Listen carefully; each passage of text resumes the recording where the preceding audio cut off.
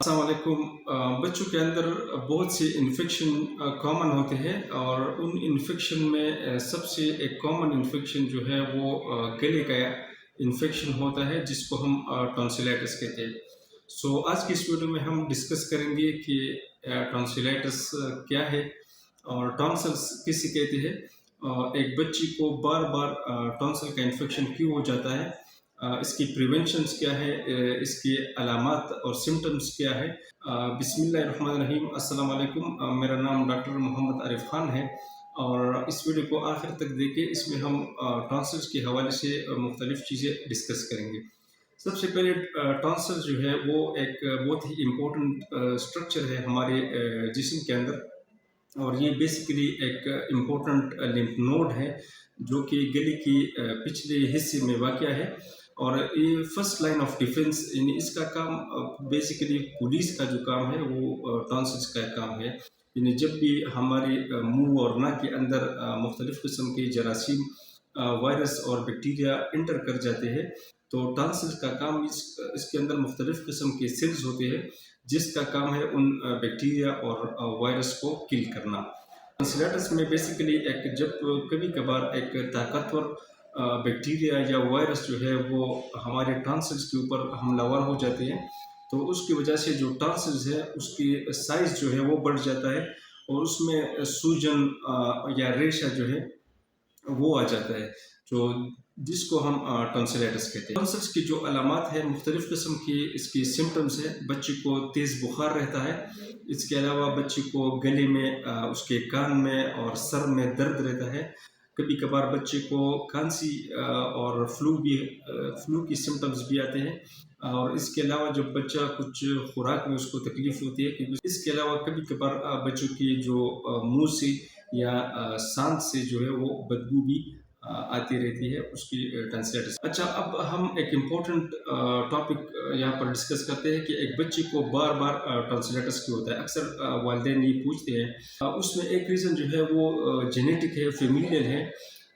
अक्सर आपने देखा होगा कि एक ही फैमिली के मुख्तलिफ बच्चों में, कज़न्स में, भाई बहन में, उसमें टॉन्सिल्स का जो इन्फेक्शन है, टॉन्सिलाइटिस, वो बार बार होता रहता है। तो उसकी एक रीज़न जो है वो जेनेटिक रीज़न है और दूसरी जो इम्पोर्टेंट रीज़न है, टॉन्सिल्स के अंदर दो किस्म के सेल्स होते हैं, एक टी सेल है और एक बी सेल है।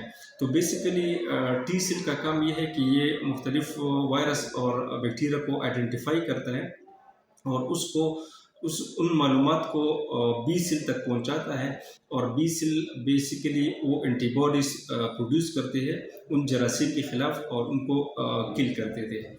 तो रिकरेंट टॉन्सिलाइटिस में इस तरह होता है कि जो टी सेल है वो बी सेल के अगेंस्ट हो जाते हैं।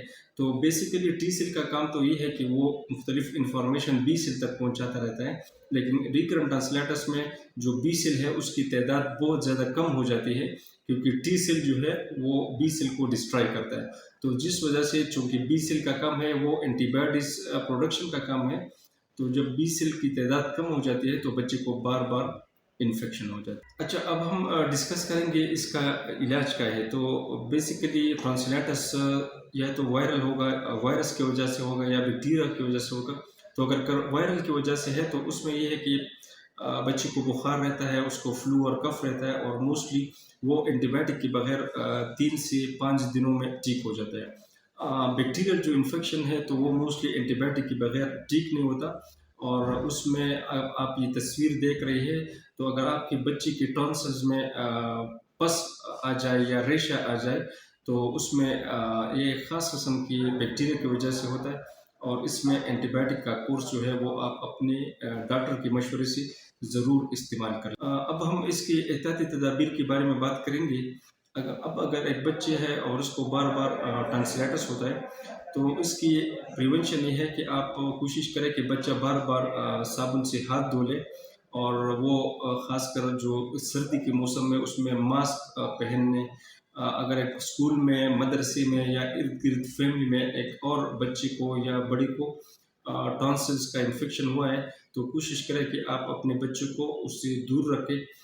इसके अलावा जो बाज़ारी अशिया है, जितने भी जंक फूड्स है, सॉफ्ट ड्रिंक्स हैं, कोल्ड ड्रिंक्स हैं, उसको कोशिश करें कि बच्चा अवॉइड करे। ट्रांसलेक्टमी इसमें दो इम्पोर्टेंट रीजंस हैं जिसमें आप अपने बच्चे को जो ईएनटी सर्जन है उससे ट्रांसलेक्टमी करवा सकते हैं, यानी आप टंसिल्स रिमूव कर सकते हैं। उसमें सबसे बड़ा रीज़न ये है कि अब अगर एक बच्चा है उसको बार बार ट्रांसलेटर्स होता है, लाइक कभी कभार बच्चों को होता है साल में एक दफ़ा, दो दफ़ा, तीन दफ़ा, तो वो कोई इतना इशू नहीं है।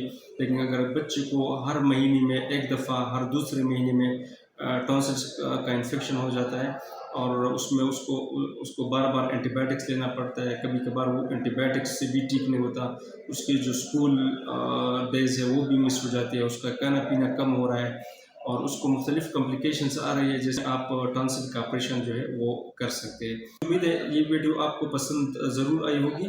प्लीज़ इस वीडियो को आप लाइक करें, इसमें कमेंट में आपका जो भी क्वेश्चन है वो आप पूछ सकते हैं और उसको सब्सक्राइब ज़रूर कीजिएगा। अपनी दुआओं में याद रखिए मुझे। अल्लाह हाफिज़।